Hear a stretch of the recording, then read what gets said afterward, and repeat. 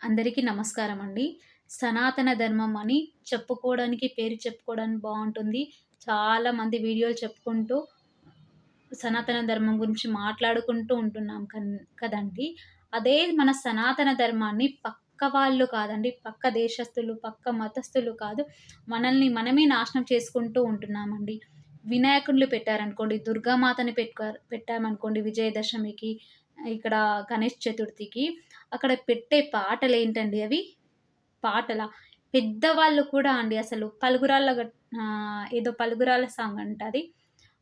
ఆ సాంగ్ పెట్టు, ఈ సాంగ్ పెట్టు అని అంటారండి. ఇంకా చిన్న పిల్లలైనా, యూత్ అయినా డీజే సాంగ్స్ పెట్టుకొని పాడుతూ ఉంటారు. ఐటెమ్ సాంగ్స్ కూడా పెడుతున్నారండి అక్కడ. మన ధర్మాన్ని మనమే మట్టిలో కలిపేసుకుంటే, పక్క మతస్థులు మన ధర్మాన్ని వేలెత్తి చూపకుండా ఉంటారా అండి? ఒక్కరైనా డీజేలు పెట్టకుండా భక్తి శ్రద్ధలతో భజనలు చేసుకుంటూ, కీర్తనలు పాడుకుంటూ ఉండేవాళ్ళున్నారా అండి? మన ధర్మాన్ని పక్క వాళ్ళు వేలెత్తి చూపించకూడదు అంటే ఫస్ట్ మన ధర్మాన్ని మనం గట్టిగా నిలదొక్కుకోవాలండి. పక్క వాళ్ళు వేలు పెట్టినా చూయించడానికి లేనంతగా ఉండాలి. మన ధర్మాన్ని ఫస్ట్ మనం కాపాడుకోవాలి.